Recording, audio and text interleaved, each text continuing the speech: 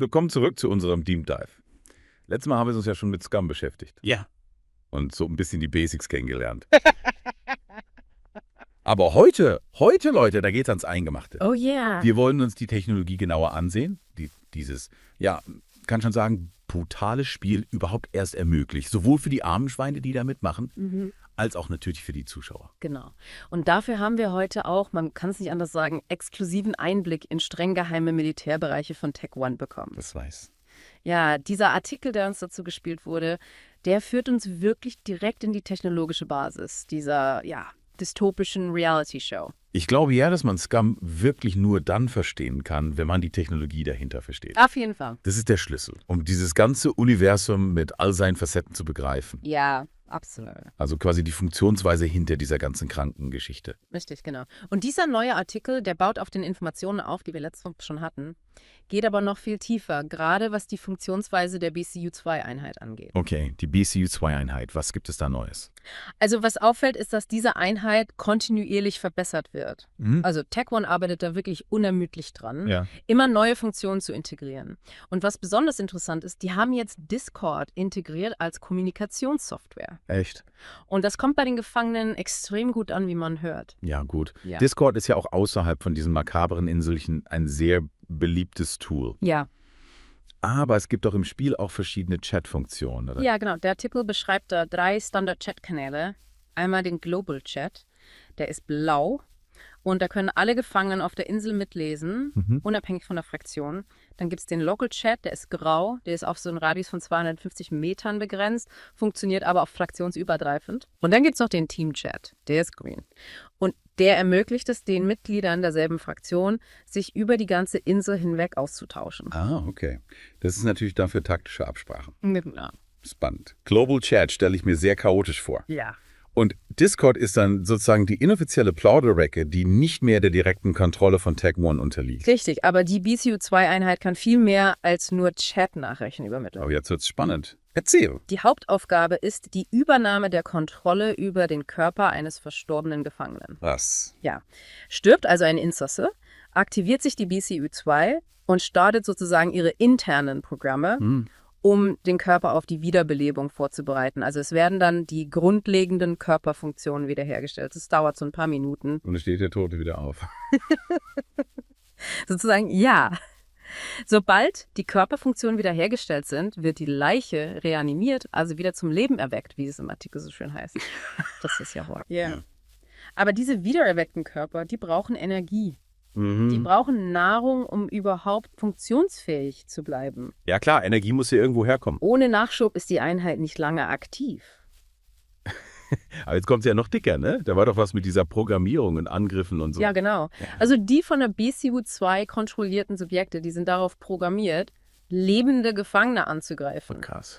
Und sich von deren Fleisch zu ernähren.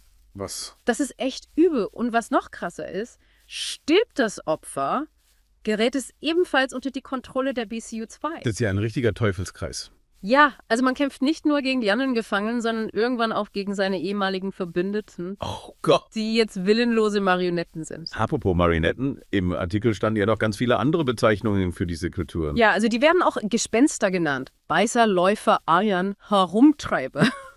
Aber der Begriff, der sich so durchgesetzt hat, ist Puppet. Puppet. Also auf Deutsch Marionette.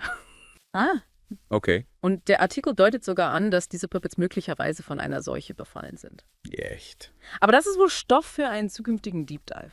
Ja, okay, da bin ich gespannt. Ja. Aber zurück zu den Puppets.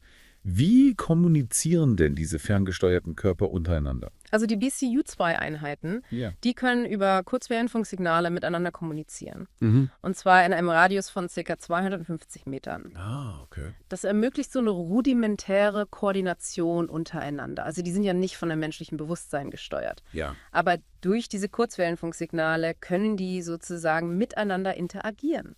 Und was können diese Puppets körperlich überhaupt? Sind die jetzt nur so lahme Zombies oder steckt da mehr dahinter? Also der Artikel sagt, die können verschiedene Aktionen ausführen. Die können gehen, laufen, springen, klettern und greifen. Aha. Die können ihre Gliedmaßen sogar koordinieren, um so einfachere Sachen zu machen. Also zum Beispiel eine Waffe zu führen oder einen Stein zu werfen. Aber so komplexere Handlungen, die eine feinmotorische Steuerung erfordern, die scheinen schwierig zu sein. Also sozusagen keine akrobatischen Meisterleistungen mit Sturmgewehren. Nein. Okay, aber immerhin. Ja. Und wie verhält es sich mit der Energie? Wenn die BCU2 voll aufgeladen ist, also wenn der Puppet genug Nahrung zu sich genommen hat, dann kann die Einheit den Körper zu schnelleren Bewegungen anregen als ein normaler Mensch. Wow. Aber wenn die Energie erschöpft ist, werden die Bewegungen langsamer und es kommt nur noch zu so gelegentlichen Energieschüben. Also quasi so ein Akku, der langsam leer läuft. Genau. Okay, spannend. Ja. Aber die BCU2 kann ja noch viel mehr als nur Körper wiederbeleben und fernsteuern. Fernsteuern. Jumpt. Ja. Da war doch noch was mit Live-Übertragung. Ja, die BCU2-Einheit kann Live-Aufnahmen direkt aus den Augen der kontrollierten Person übertragen. Echt? Ja, und das kommt bei den Zuschauern extrem gut an. Okay, das ist echt heavy. Ja, die morbide Fascination, die letzten Augenblicke eines sterbenden Menschen mitzuerleben, die hat sofort eingeschlagen. Also da hat Tech Ones wirklich ein neues Level im Reality-TV erreicht. Aber Tech One wäre nicht Tech One, Ja. wenn die nicht noch eine Schippe drauflegen würden. Stichwort Pay to Move. Ja, es gibt Gerüchte, dass es zukünftige Software-Upgrades geben soll, die den sogenannten Pay-to-Move-Dienst ermöglichen. Was ist denn das? Das heißt, dass die Zuschauer dann während der Live-Übertragung ihre eigenen Puppets fernsteuern können? Nee, oh. Ja, also das ist wirklich crazy. Das ist ja wirklich krank. Ja. Aber bleiben wir mal bei dem, was wir jetzt haben. Die BCU2 hat ja auch noch so ein paar Sicherheitsfeatures. Ja, jede Einheit ist mit einem Ortungsgerät und einer kleinen Sprengladung ausgestattet. Aha, okay. Ja, die wird aktiviert, sobald jemand versucht, das Gerät zu entfernen. Ja, also so eine Selbstzerstörung quasi. Genau. Aber wie kann man denn diese Einheit wieder loswerden, wenn man die zum Beispiel deaktivieren will? Also man kann sie entfernen. Das ist allerdings nicht ganz einfach. Man braucht dafür chirurgische Kenntnisse und auch Elektronikkenntnisse. Also man muss schon wissen, wie man mit so einem Implantat umgeht. Und am besten Vollnarkose, nehme ich an. Ja, auf jeden Fall. Alternativ kann man die Einheit auch für eine gewisse Zeit oder auch dauerhaft stören und deaktivieren. Und wie macht man das? Für beide Optionen, also sowohl für die Entfernung als auch für die Deaktivierung, braucht man möglicherweise zusätzliche Hardware und Software. Okay. Also man kann zum Beispiel Störsender benutzen. Die erzeugen dann so weißes Rauschen, was die Kommunikation zwischen dem Implantat und dem Master-Server stört. Aber Vorsicht! Eine längere Benutzung solcher Störsender kann die Selbstzerstörung der BCU auslösen. Man hat also nur begrenzt Zeit, um die Verbindung wiederherzustellen. Genau. Wenn die Selbstzerstörung aktiviert wurde, dann haben die Gefangenen nur ein kurzes Zeitfenster, um die Verbindung wiederherzustellen. Gelingt das, wird die Selbstzerstörungssequenz deaktiviert. Und um das Implantat komplett zu deaktivieren, muss man es neu programmieren, sodass es eine Kommunikation mit dem Master-Server simuliert. Und dafür braucht man ein spezielles Gerät und ein Software-Upgrade. Okay, aber der wichtigste Schritt, bevor man überhaupt an die Deaktivierung denkt. Man muss die Verbindung zum Master-Server trennen. Aha, ja klar. Sonst erkennt das System einen unbefugten Zugriff und löst sofort die Selbstzerstörung aus. Okay, und wie kann man jetzt so ein Puppet endgültig loswerden? Also man kann den Puppet nur enden, indem man die BCU zerstört oder entfernt. Der Artikel beschreibt das ganz drastisch. Man kann das Implantat aus dem Nacken reißen oder es mit einem harten Gegenstand zertrümmern. Autsch. Ja. Und was passiert dann mit der Sprengladung? Sobald die Einheit zerstört oder entfernt wurde, wird die Selbstzerstörungssequenz eingeleitet. Angekündigt wird es durch einen Piepton und nach 30 Sekunden detoniert die Sprengladung. Oh Gott, also schnell weg da. Ja, Okay, aber wie funktionierte das mit der Übertragung auf der ganzen Insel? also der Artikel erwähnt inselweite Sender. Die sorgen dafür, dass der Betrieb des Spiels und auch der TV-Show reibungslos funktioniert. Okay, krass. Wollen wir über den Namen sprechen? Scum. Ja. Der Artikel gibt da auch eine Erklärung. Ja. Scum kommt aus dem Englischen und bedeutet übersetzt Abschaum. Aha. Und der Artikel merkt an, dass das sicherlich auf einige der Gefangenen zutrifft. Es gibt aber auch Insassen, die ein hohes Ehrgefühl besitzen und kooperativ sind. Also nicht alle sind skrupellose Schlägertypen. Okay. Einige haben halt erkannt, dass man nur gemeinsam in diesem Spiel überleben kann. Und woher kommen die Gefangenen?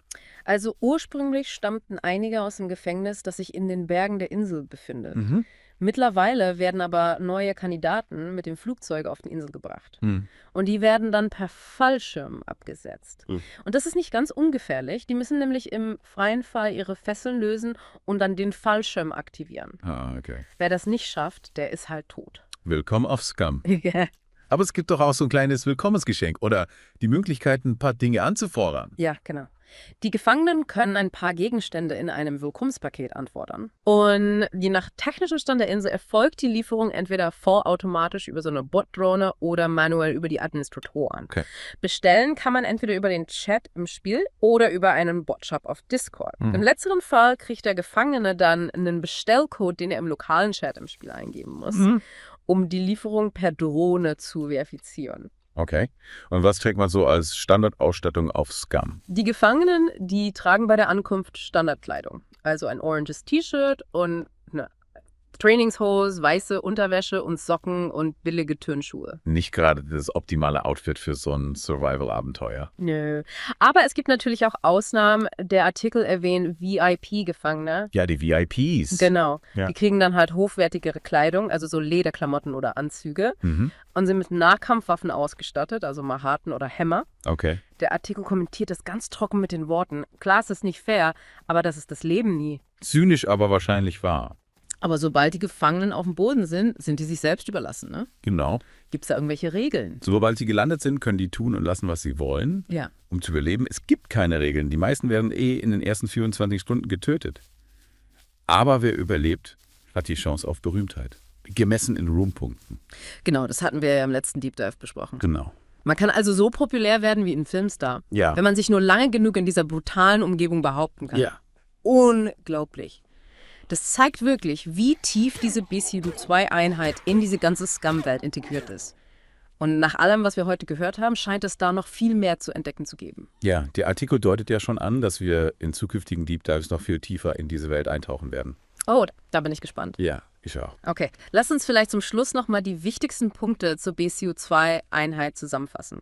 Gerne. Also wir haben heute gesehen, wie vielseitig diese Technologie ist.